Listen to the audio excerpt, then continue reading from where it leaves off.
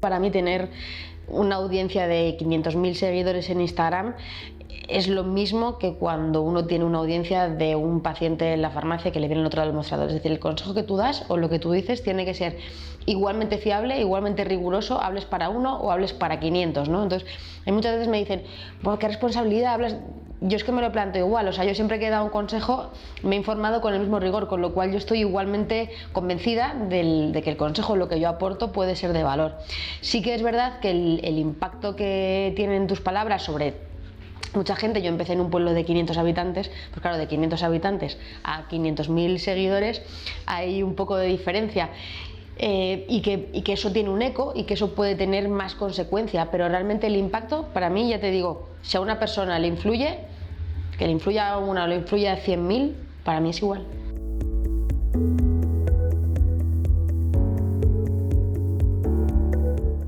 A raíz de la pandemia empecé a notar que, claro, en muchas... ¿cómo decirlo?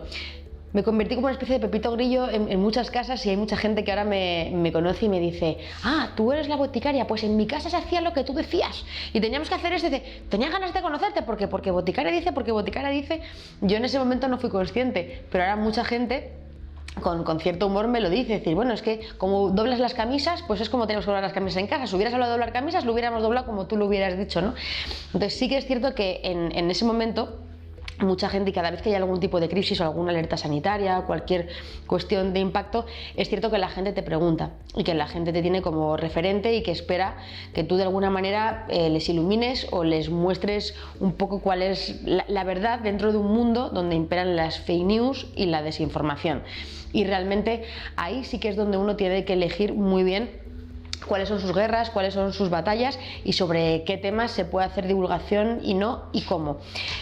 Lo más complicado de todo es que la gente entienda que la ciencia evoluciona. Somos una sociedad en la que queremos todo blanco o negro. Y el mensaje de la ciencia evolutivo, el mensaje cambiante, la gente no lo entiende muy bien, ¿no? Entonces, ese realmente es el quid de la cuestión y donde creo que tenemos que ser más rigurosos. Por lo demás, para mí es un orgullo que dentro de la profesión, especialmente mis compañeros farmacéuticos, porque lo más complicado es ser profeta en tu tierra. Y para mí mi tierra, tanto en los colegios profesionales, tengo la suerte de que me han invitado, yo creo que prácticamente he estado en todos, y si no he estado en todos es porque no he podido ir, pero no por falta de cariño ni de conocer a los colegios profesionales. Y con respecto a mi tierra, que es La Mancha, me han hecho este año hija predilecta de Castilla-La Mancha, así que no puedo estar más contenta. O sea, realmente para mí es una satisfacción y a la vez lo que siempre he esperado es que muchos más compañeros se sumen a esta causa, ¿no?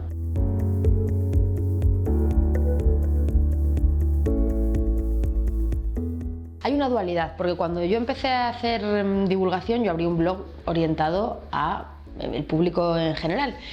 Y en el periódico 20 Minutos, que fue uno de los primeros medios donde yo colaboré, me contrataron para hacer unos vídeos con un muñeco que se llamaba Juanolo. Dentro de la redacción era muy divertido y mi sorpresa fue que me escribían compañeros farmacéuticos y me decían, todos los jueves ponemos tu vídeo con Juanolo en la Rebotica, lo ve todo el equipo y así el consejo que has dado sobre protección solar o sobre ibuprofeno, pues nos llevamos esa pildorita. O sea, yo no me imaginaba que ese consejo que era para población general también podía servir para equipos de farmacia. Igual ahora el libro que he publicado con Gemma Herrerías, Radiografía de un cosmético, la idea era hacer divulgación al público general y sin embargo muchas farmacias nos lo piden en bloque para todo el equipo. Pues dicen, no, es que esto es igual que cuando publiqué El moco radiactivo, un libro para padres primerizos y que lo han leído en la farmacia, porque al final lo que necesitamos también como profesionales es que alguien nos dé un poco mascada esa forma de hacer los ejemplos. Ahora que en Radiografía de un cosmético comparamos los filtros solares con las tortugas ninja, esa comparación de que cada tortuga ninja es un filtro solar traspasa y te escribe la gente diciendo, he ido a la farmacia y he pedido que me den un protector solar con las 4 tortugas ninja, ¿no? O el farmacéutico lo explica de manera más sencilla. Entonces creo que todo está coordinado, pero efectivamente mi comunicación principal es hacia el público de la calle, hacia el barro.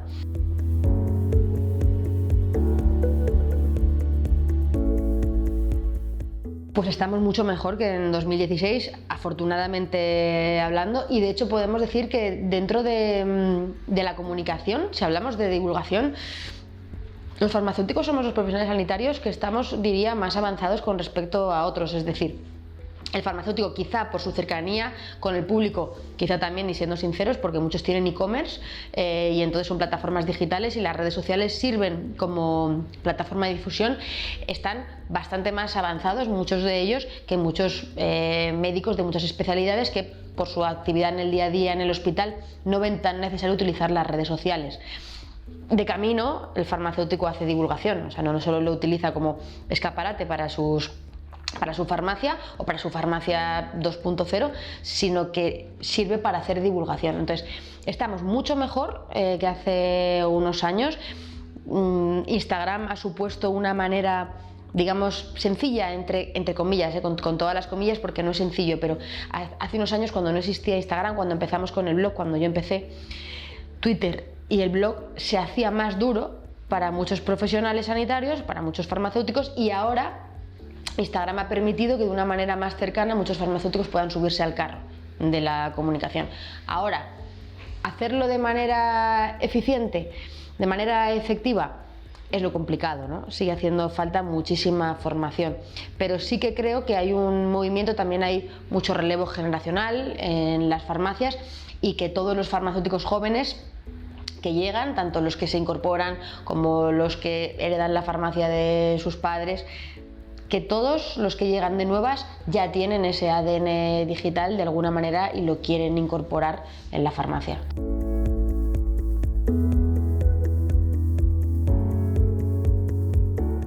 Falta que lo vean como un trabajo, realmente. O sea, las redes sociales son un trabajo. El farmacéutico que piense que este chavalito de mi equipo que le gusta mucho Instagram, en sus ratos libres que lo haga, no, este chavalito de mi equipo es un profesional que es farmacéutico o que es técnico y que en sus ratos libres querrá llevar sus redes sociales o irse de cañas a un bar. Igual que tú en tus ratos libres lo que quieres hacer es descansar, ¿no? Las redes sociales en la farmacia se deben incorporar dentro de las tareas de la farmacia. Igual que hay un farmacéutico en una farmacia que es formulador y es el que tiene las tareas de formulación, y hay un farmacéutico que es el que hace la gestión de las compras, y hay otro que es el que toma la presión arterial y otro que es el que hace el dermoanálisis, y son tareas asignadas. Tiene que haber personas que lleven las redes sociales de manera profesional y que parte del tiempo que dedican en la farmacia sea para las redes sociales, o tengan un sueldo aparte para hacerlo en otro momento. Pero mientras el farmacéutico no entienda que las redes sociales cuestan tiempo y cuestan dinero, estamos perdidos. A mí lo que más rabia me da es cuando, y de hecho yo comienzo muchísimas de mis charlas con ejemplos de Dulceida, porque la gente desprecia el trabajo de los influencers y piensa que también lo puede hacer. Todo el mundo piensa que puede ser influencer. Nadie piensa yo puedo ser Lola Flores o Julio Iglesias o Antonio Banderas, porque claro, se les presupone un arte porque son artistas o son cantantes. El influencer puede ser cualquiera, y la realidad es que cualquiera no puede ser influencer, porque si fuera así todo el mundo tendría 3 millones de seguidores como Dulceida, y la realidad es que no.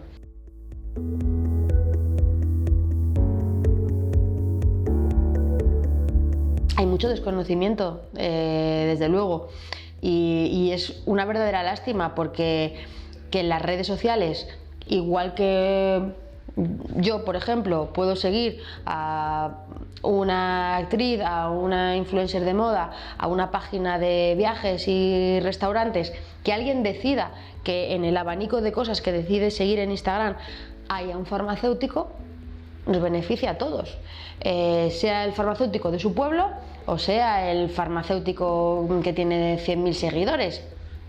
Es decir, que estemos presentes en la vida de la gente y les recordemos que existimos es importante. Entonces, ¿qué hay detractores?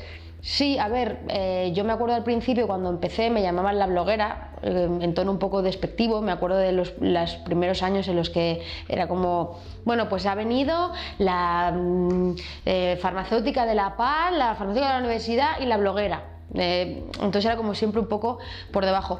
Ahora son pues la propia industria y las propias instituciones las que te llaman, porque son conscientes del impacto que puede tener lo que uno diga, ¿no? O sea, yo siempre pongo el ejemplo de Dulceida. Cuando ella abre la boca, el impacto que tiene es mayor que el del telediario más visto de televisión nacional, con lo cual, bueno, pues al final son prejuicios que unos tenemos, pero afortunadamente y en mi experiencia, hasta el farmacéutico más rancio que tiene cierto poder ha acabado reconociendo que tiene un valor e incorporándolo a sus estrategias.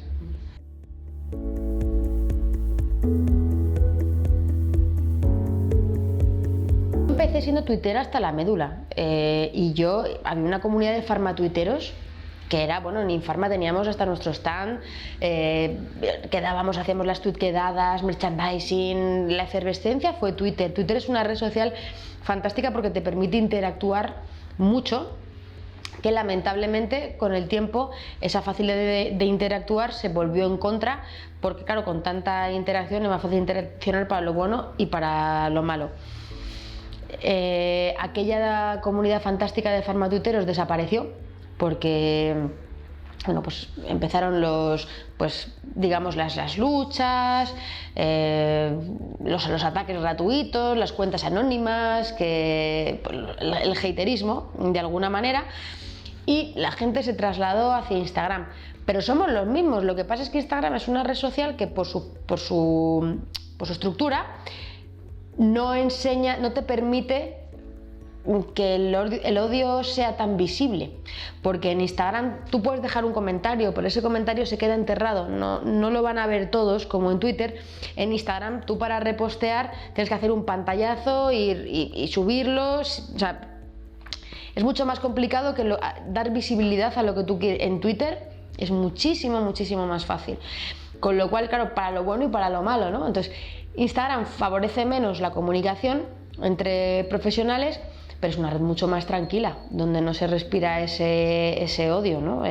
O por lo menos cuando hay odio no se potencia.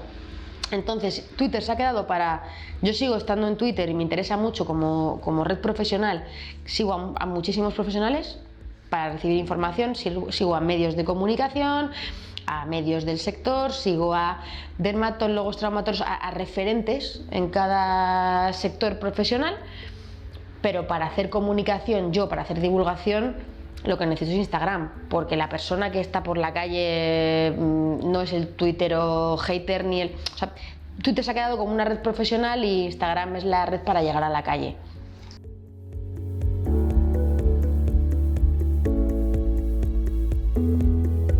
Con el tiempo uno adquiere cierta destreza en formas de adquirir información y luego, pues en mi caso, que me dedico ya casi a la comunicación a nivel periodístico, tengo mis fuentes y tengo mi agenda de profesionales que están a pie vamos trabajando en primera línea en distintos campos y a los que puedo recurrir para ofrecer información, ¿no? Entonces, para mí lo complicado al final es dar respuesta a todos, a mantener una línea constante de comunicación, planificar contenidos, pero a su vez dar respuesta. Lo bueno es que como al estar en la televisión y al estar en la radio y en el periódico, y eso también me exige generar contenidos para ellos, pues estoy actualizada, porque es que me voy a sentar en una mesa de una tertulia donde me van a preguntar por lo que está pasando esa semana, entonces no me queda más remedio que informarme de todo. Sí que echo de menos lo que hacía al principio, que era que tenía más tiempo para crear vídeos, para crear formatos diferentes, para hacer más charlas de otra manera. Ahora, pues bueno, estoy en otro punto, ¿no? En el que si viajo más, doy más conferencias, pues no me da tiempo a generar contenidos para redes sociales y hacer. Pero bueno, este año, por ejemplo, yo que era contraria, como todo el mundo al principio, a los reels, ¿no? Y me refiero desde el punto de vista de la comunicación. Yo empecé con el blog y escribía posts de 3000 palabras y la gente los leía, y yo ponía un enlace en Twitter y la gente lo leía. Después eso dejó de funcionar y hubo que hacer hilos en Twitter y aprendí a hacer hilos en Twitter. Después eso también dejó de funcionar y entonces empecé a hacer posts en Instagram. Luego los posts dejaron de funcionar y hubo que hacer stories, y entonces llegó un momento en el que dicen, no, ahora ya no son los reels, o son los vídeos de TikTok de 9 segundos, lo mejor son 3 segundos, pero bueno, 10, 12, y entonces claro, tú como sanitario te planteas, que voy a explicar yo en 12 segundos si yo hace unos años hacía posts de 3000 palabras y la gente los leía. Pues ahí tienes dos caminos. Como cuando tienes un jefe que no te gusta, puedes plantarle cara pero es que es tu jefe. O sea, es decir, tú puedes enfadarte con Instagram, pero es que manda él. Y o haces lo que él te dice o búscate otro jefe, ¿no?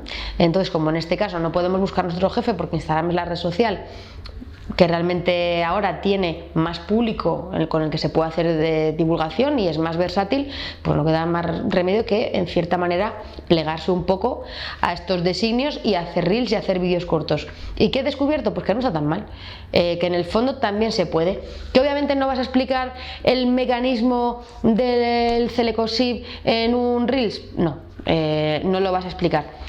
Pero ¿cuál es el problema? Que es que a la gente tampoco le interesa ya. O sea, estamos en un mundo en el que cada vez el tiempo de atención es menor y eso ha avanzado en poquísimo tiempo. Entonces, si te dedicas a esto, tienes que estar muy abierto a los cambios, y lo digo yo como si lo tuviera súper interiorizado, porque yo en junio andaba llorando por las esquinas de ahora el algoritmo, y es que los posts no tienen alcance, es que tengo 8 veces menos alcance que hace 6. Bueno, yo tenía menos alcance en junio que antes de la pandemia, cuando tenía 100.000 seguidores, y a mí me explotaba la cabeza. Digo, ¿cómo puede ser que ahora tenga casi medio millón y mis posts lleguen a menos gente? Tenía las estadísticas de charlas anteriores. Y mi marido me miró y me dijo, pero deja de llorar, que tú que has decidido que te vas a dedicar a una cosa que cambia cada 3 meses. Bueno, pues ahora vamos a esos microvídeos pequeñitos en los que realmente no puedes explicar todo lo que explicas en un post, pero puedes generar curiosidad para aquellos que quieren profundizar más. Y sobre todo, sí que es cierto que vamos muchas veces a la anécdota, pero tenemos que seguir estando ahí. Y sí que creo que el blog sigue siendo importante. Es decir, la gente sigue buscando en Google.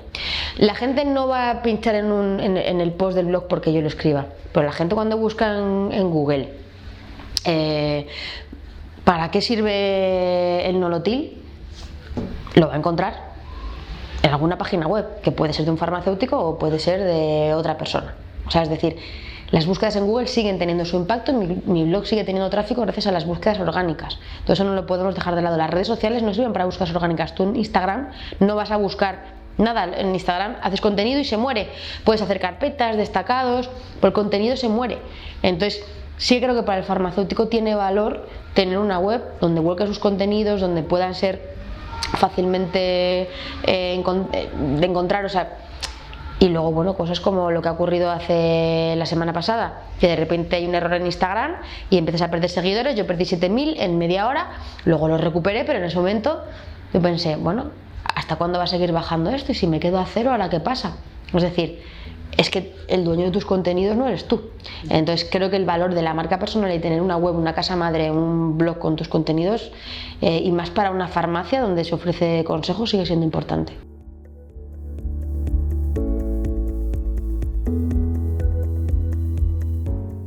A la gente le encanta ver que sus profesionales sanitarios, digamos, de cabecera en cada rama interactúan entre ellos. Patri, psicóloga, también como psicóloga.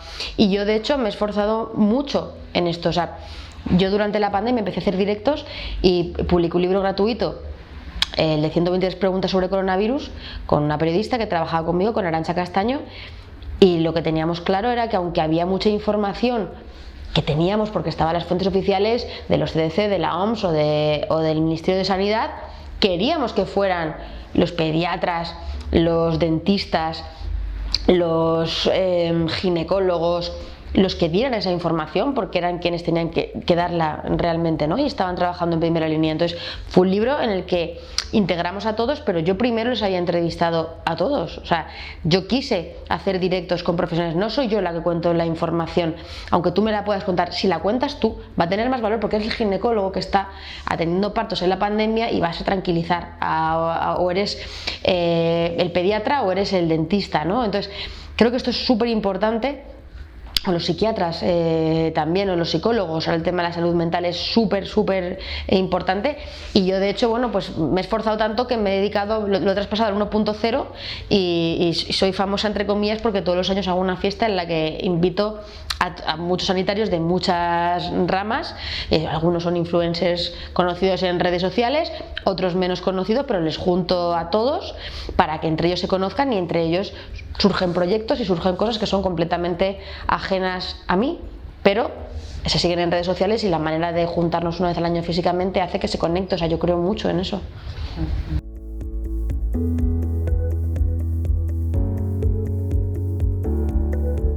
Sí, si hablamos de información sobre salud o de nutrición o de dermo, es genérico, pero ¿qué es lo que tiene que saber un farmacéutico concretamente sobre si puede utilizar WhatsApp, si no puede utilizar WhatsApp con sus clientes, o hasta qué punto puede comunicar que puede hacer una web, qué es lo que no puede hacer, o ya formación clave sobre cómo usar las redes sociales, que es el engagement? O sea, hay cosas muy básicas sobre redes sociales, sobre el uso y manejo de redes sociales, que se desconocen. ¿Por qué? Pues porque no nos han enseñado y porque es que es lógico que no las sepamos, porque el trabajo del farmacéutico es otro.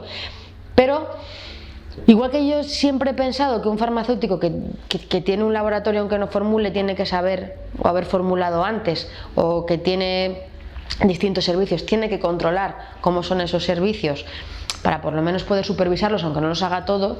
Tener ciertas nociones sobre cómo funcionan las redes sociales es importante, porque claro, tú puedes tener a alguien en tu equipo que sea fantástico, pero muchas veces el farmacéutico lo que tiene que hacer es subcontratar los servicios a una agencia o a alguien, ¿no?, que se lo lleve.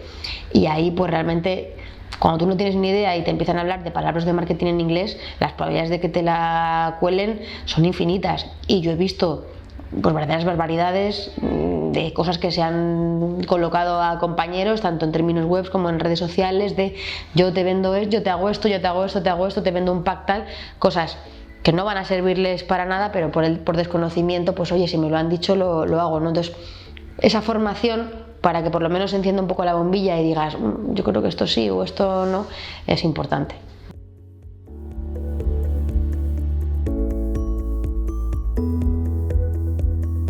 Pues sí, tengo proyecto de un libro nuevo sobre un tema relacionado con la alimentación, que no vamos a desvelar, pero que me parece muy interesante y que es hacia donde nos encaminamos ahora, y sobre el que creo que se puede hacer sobre todo que pueda tener impacto para ayudar a la gente, ¿no?, sobre temas complicados. Y la alimentación ahora mismo en Estados Unidos tenemos unos porcentajes de obesidad que superan el 50%. Aquí en España vamos de camino, y creo que profundizar en la alimentación y en la nutrición es interesante, y que el farmacéutico desde la oficina de farmacia es uno de sus grandes fuertes. Ahora mismo la dermo en España es como la niña bonita, ¿no? Todos los farmacéuticos quieren saber de dermo, pero ojo, porque la alimentación está ahí, y realmente a nivel de salud es algo que se toma como estética, ¿no?, muchas veces. El problema no está gordo, se habla de la gordofobia y demás, pero realmente hay un problema de salud detrás, y creo que bueno, pues que es interesante volver un poco a empezar otra vez, y después de haber escrito sobre distintos temas, volver a retomar ese jamón de york no existe y seguir por esa línea que en el fondo nos interesa a todos.